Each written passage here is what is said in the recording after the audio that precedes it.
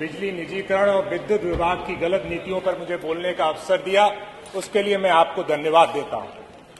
उत्तर प्रदेश का विद्युत विभाग जिसका काम गरीबों को बिजली देना था, जिसका काम किसानों को बिजली देना था, जिसका काम दलित और पिछड़ों को नौकरी देना था, जो विभाग 180 लाख करोड़ की किताबी वैल्यूएशन बुक वैल्यूएशन का विभाग है, जिसकी मार्केट वैल्यू 10 लाख करोड़ से ज्यादा है, जिसकी बाजार में उधारी 60,000 करोड़ है, जिसकी सरकारी विभागों में उधारी 15,500 करोड़ है, जो 1,07,000 लोगों को गांव में बिजली देने का काम करता है, जो 1,21,000 मजरों में गरीबों को रोशनी देने का काम करता है, वो विभाग जो 3 करोड़ घरों में बिजली देता है, जहां पर माएं खाना बनाती हैं और बच्चे पढ़ाई करते हैं, वो विभाग जो 50 लाख दुकानों और उद्योगों में बिजली देने का काम करता है, जहां पर पिता जाके मेहनत करके कमाता है, वो विभाग जो 15 लाख किसानों को बिजली देता है, वो विभाग जो 1,70,000 करोड़ गांवों के गरीबों में कनेक्शन देने का काम करता है। ये ऐसा विभाग जिसमें दलित, बैकवर्ड, पीडीए का समाज इंजीनियरिंग करके, पढ़ाई करके नौकरी करने का सपना देखता है। ये ऐसा विभाग है जिसके इंजीनियरों का नाम प्रदेश, देश और विश्व में अनुभव के लिए जाना जाता है। ये सबसे बड़ा इलेक्ट्रिसिटी डिस्ट्रीब्यूशन का विभाग है पूरे देश में। ऐसे विभाग की क्या मजबूरी हो गई सरकार की कि ऐसे विभाग को बेचने का या निजीकरण करने का डिसीजन लिया।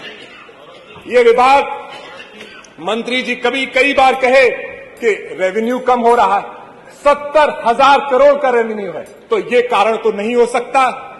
कभी कभार मंत्री जी कहेंगे कि घाटे में जा रहा है, लेकिन 6,700 करोड़ का मुनाफा है सब्सिडी के बाद, और इस विभाग की उधारी 15,500 करोड़ सरकारी विभागों में है, तो घाटा भी नहीं हो रहा। कभी कहेंगे मंत्री जी की कैश फ्लो की दिक्कत हो सकती है, 60,000 करोड़ की तो उधारी मार्केट में है कंज्यूमर्स के ऊपर, तो कैश फ्लो की भी दिक्कत नहीं हो सकती।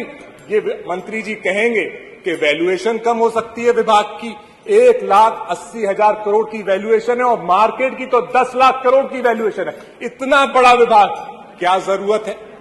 लोग कहेंगे इंजीनियर अच्छे नहीं है, इंजीनियर बहुत अच्छे, क्यों उनको नौकरी से निकालने का सपना देख रही है सरकार? और वही आईएएस जो 2.5 लाख रुपए की सैलरी ले रहे हैं, टीए ले रहे हैं, डीए ले रहे हैं, हाउस रेंट ले रहे हैं, वो परमानेंट नौकरी में ये डिसीजन ले रहे हैं और इंजीनियरों को निजीकरण की तरफ धकेलने का, नौकरी से निकालने के धकेलने का काम कर रहे हैं।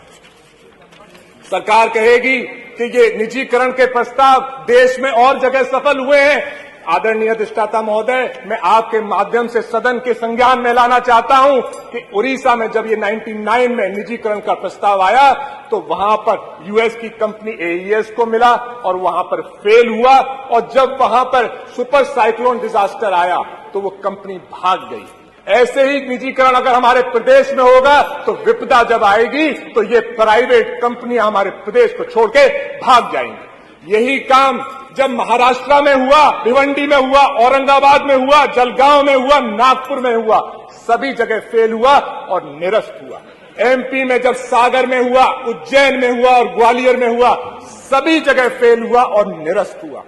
बिहार में जब हुआ, भागलपुर में हुआ, मुजफ्फरनगर में हुआ, वहां पर भी फेल हुआ और कॉन्ट्रैक्ट को टर्मिनेट किया गया।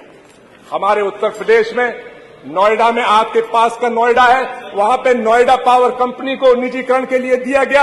आप जानती हैं अधिष्ठाता महोदय, वहां पे शिकायतें आती है, गरीबों के मोहल्लों में बिजली काटने का काम करती है वो कंपनी, और बड़े बड़े उद्योगपतियों को बड़े रेटों पर बिजली देने का काम करती है। तो गरीबों को बिजली कैसे मिलेगी अगर निजीकरण हो जाएगा? किसानों की कौन सुनेगा अगर निजीकरण हो जाएगा?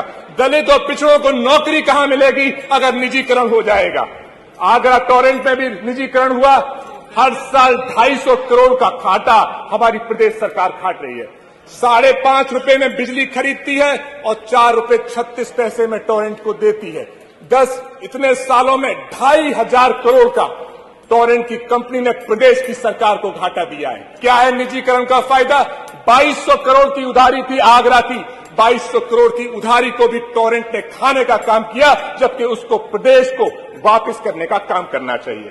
तो क्या फायदा है इस निजीकरण का?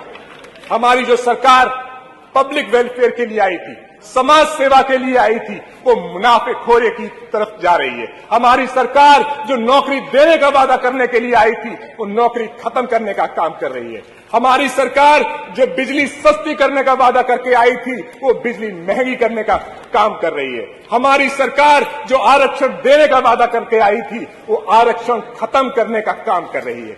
हमारी सरकार जो गांव के और गरीबों के लिए ये सुनिश्चित करने के लिए आई थी कि उनको पर्याप्त बिजली मिलेगी और सही रेटों पर मिलेगी, निजीकरण में भेजकर उन गरीबों और किसानों के साथ बेईमानी करने का काम कर रही है। और आप जानते हैं, जब जब विपदा पड़ी है, चाहे कोरोना आया हो, चाहे एसआईआर का काम आया हो, हमेशा सरकारी कर्मचारियों ने प्रदेश की सरकार का साथ दिया है, निजी कंपनियों ने नहीं दिया है। तो फिर क्या प्रेम है इस निजी कंपनियों से? क्या फायदा है इन निजी कंपनियों से? क्या ये निजीकरण सिर्फ उद्योगपतियों को फायदा करने के लिए तो नहीं हो रहा? अगर नहीं हो रहा तो क्या आदरणीय मंत्री जी जवाब देंगे कि अगर निजीकरण करना ही था तो 44,000 करोड़ लगाकर इंफ्रास्ट्रक्चर को, डिस्ट्रीब्यूशन को बेहतर करने का काम क्यों किया? वो 44,000 करोड़ रुपए जो सरकार के थे, जो हमारे टैक्स पेयर्स के थे, उनके पैसे लगाए, कंपनी को बेहतर किया गया और उसके बाद उसको बेचने की तैयारी की गई। क्यों? अगर उद्योगपतियों को फायदा कराना नहीं चाहती है सरकार, तो बताए कि आरएफ डॉक्यूमेंट में 6,500 करोड़ का ही रिजर्व प्राइस क्यों रखा गया, जबकि 1,80,000 करोड़ की उसकी बुक वैल्यूएशन है। बताए सरकार कि बिजली के दर बढ़ाने का भी उसमें प्रस्ताव रखा गया कि जरूरत पड़ेगी तो निजी कंपनियां जिनके पास टेंडर जाएगा वो 45% तक बिजली की दर बढ़ा सकती है। जैसे कि महाराष्ट्र में 15.5 रुपए बिजली की दर है। 15.5 रुपए में आदरणीय अधिष्ठाता महोदय, कौन गरीब बिजली खरीद पाएगा? कौन किसान बिजली खरीद पाएगा? कौन बेरोजगार बिजली से अपने यहां लट्टू जला पाएगा? कोई नहीं जला पाएगा। ये सिर्फ उद्योगपतियों को फायदा करने का काम किया जा रहा है। और ट्रांजैक्शन टेंडर जिस कंपनी को दिया गया है, एमएस ग्रांट थॉर्टन, इसको ये यूएस की कंपनी है जो यूएस में बैन है और वहां पे $40,000 का उस पर जुर्माना है, ये उसने माना है। और यही कंपनी अदानी ग्रुप की कंसल्टेंट भी है। तो क्या वजह है, क्या दबाव है सरकार पे कि जिस सरकारी विभाग को, सरकारी बड़े विभाग को निजीकरण की ओर धकेला जा रहा है? और अगर उद्योगपतियों को फायदा कराने का काम नहीं है तो क्यों 21,000 मेगावाट की बिजली खरीद के अगले 25 साल के कॉन्ट्रैक्ट है? तो क्या मैं मान लूं कि जैसे बीजेपी सरकार ने एयर इंडिया को बेच दिया, जैसे बीजेपी सरकार ने सेंट्रल इलेक्ट्रॉनिक्स लिमिटेड को बेच दिया, जैसे बीजेपी सरकार ने सरकार के जनरल इंश्योरेंस को बेच दिया, जैसे बैंकों को प्राइवेट किया गया, जैसे एयरपोर्ट्स को प्राइवेट किया जा रहा है, जैसे पोर्ट्स को प्राइवेट किया जा रहा है, जैसे शिपिंग कॉर्पोरेशन को प्राइवेट किया जा रहा है, जैसे स्पेस सेक्टर को प्राइवेट करने की सरकार ने पैरवी कर दी है, जैसे न्यूक्लियर पावर सेक्टर को प्राइवेट करने की सरकार ने पैरवी कर दी है, जैसे भारत पेट्रोलियम और पवन हंस को प्राइवेट करने की तैयारी है। क्या इसी ऐसे ही हमारी सरकार, बीजेपी की सरकार, उत्तर प्रदेश की सरकार उद्योगपतियों को फायदा देने के लिए गरीबों की, किसानों की, पिछड़ों की, दलितों की बिजली बेचने का काम करेंगे? और आदरणीय अधिष्ठाता महोदय, मैंने आपके अपने इस वक्तव्य से साबित किया कि बिजली विभाग एक मजबूत विभाग है, ईपीपीसीएल बड़ी वैल्यूएशन का विभाग है, जहां पे अनुभवी इंजीनियर है। मैंने साबित किया कि निजीकरण आम आदमी के लिए फायदेमंद नहीं है, कि गरीब के लिए, किसान के लिए, उद्योगपतियों, प्रदेश के छोटे उद्योगपतियों के लिए फायदेमंद नहीं है। मैंने साबित किया कि इसकी जो टेंडर प्रक्रिया है वो भी ट्रांसपेरेंट नहीं है। तो फिर क्या वजह है, क्या वजह है कि निजीकरण की तरफ हमारे विभाग को धकेला जा रहा है? जिस विभाग को पुरानी सरकारों ने, चाहे बीजेपी की रही हो, चाहे सपा की रही हो, चाहे बसपा की रही हो, सबने मिलजुल के, पुराने मंत्रियों ने, पुराने अधिकारियों ने मिलजुल के इस विभाग को खड़ा किया था। क्या वजह है?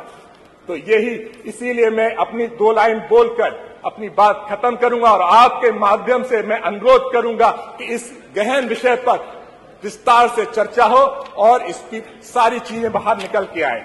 सब कुछ चल रहा है नियम से, दवाई, दफ्तर, फाइल, मुनाफा और बिल्डोजर। बस एक ही चीज जिसकी सरकार को परवाह नहीं, वो है आम आदमी। आदरणीय अधिष्ठाता महोदय, उत्तर प्रदेश का आम आदमी। बहुत बहुत धन्यवाद। माननीय कमालत सर जी।